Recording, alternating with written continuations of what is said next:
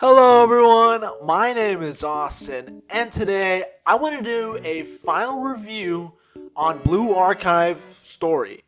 Well, the first arc anyway, until we get, even more adventures with Sensei and his students. But, starting from, volume 1 all the way to final volume and a bit of, volume 4, I just want to talk about, everything in between, my experiences overall in general. I'm not gonna go into like too detailed into specifics, but yeah. So overall, Blue Archive story, it's really good. It's really good to where it captivates me to finish. You know what I mean? To finish. Every single goddamn chapter, right? Uh, you know, I'm like, every time I finish a chapter, I'm like, I have to see what happens next. And by the time I'm done, it's already 5:30 in the morning. And why am I being so specific? Because actually, last night I was, finishing up, I was wrapping up, with final volume chapter 3 and chapter 4, and I finished at around 5:30 a.m. And I was like, God damn. I was like, God damn. Like as soon as the story finished and like the credits were playing and the fucking what is it? Like the music ending, right? The music ending started playing. I was like, God damn. 2 months and I, speed ran through all the story, and I did not regret it whatsoever. I mean, more like binging it, but I did not regret it whatsoever. It was really really good. Like I said, my only complaints were the fact that what is it? Volume 3, chapter 3, episode 24. That was my biggest complaint because it legit like killed like what is it? It legit killed the binging, like the binging. Yeah, it killed me, progressing the story like as fast as I can. It cut that off, and it made me grind for so long. And when I finished the fucking hard challenge, right? And I continued the story, I kind of forgot a little bit about Abydos and a Millennium and a bit of a whole Trinity versus Ghana thing. But that's all right. That's like my only complaint. It's just like that one massive hurdle that fucking took 2 months, just fucking progressed the story. But everything else, it was fantastic. Really, I really enjoyed it. Some nitpicks here and there that I don't really, care at the end of the day. Sensei is too fucking OP, man. I swear to God, it's starting to get to the point where it's like, oh, spoiler alert, by the way. Spoiler alert. He's like, spoiler alert. Sensei does, what is it?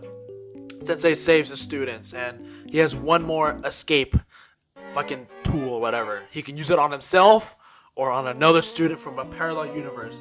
And so what he does, he fucking, uses it on the parallel universe student. And then he fucking drops to his death. And then Arona saves him. And then the other Arona saves him.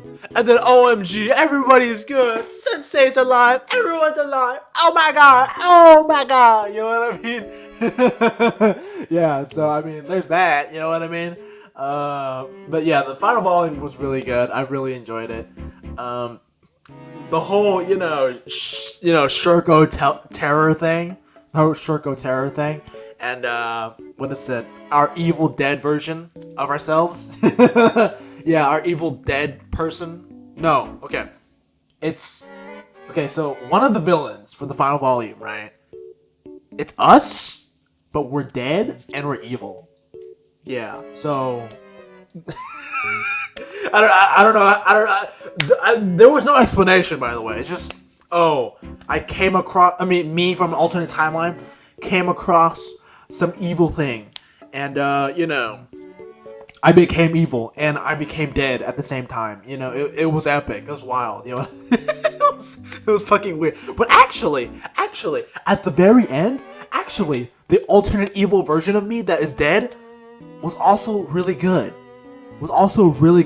person, right? I was actually a good person all along. The me from the alternate version was actually good all along, because the moral of the lesson is, no matter what alternate timeline happens, Sensei is always going to be good and epic. In the other case, the evil Sensei was just tricking the rest of the world in his parallel universe, or whatever the fuck, to save his two students, Shirko Terror and Pilana. But that's besides another point.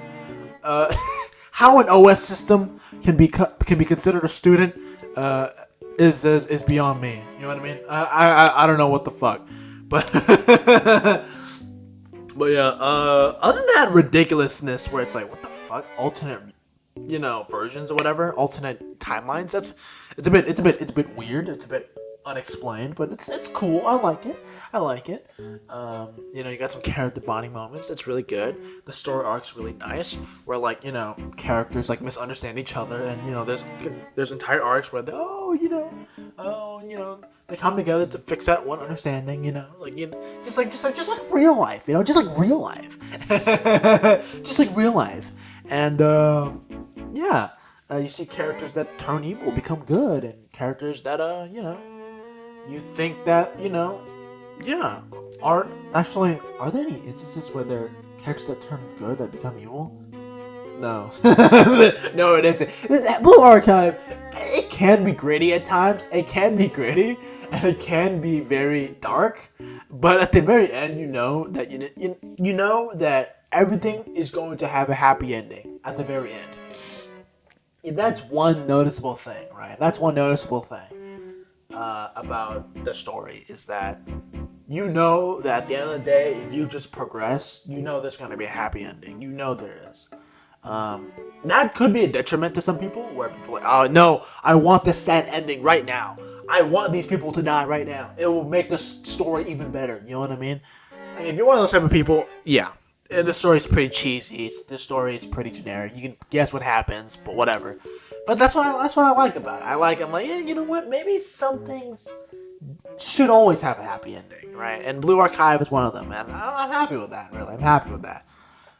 So overall, ranking Blue Archive, the first arc of it anyway, I'd say, yeah, it's a good 75, 80%. It's a good 75, 80% out of 100. It's fun, it's great, and at the end of the day, it's wholesome. It's great. It's cool. Go Sensei. All right, see you later, guys. For fuck's sake, man. I say it was so long just to finish this, but you know what? It was worth it. Bye.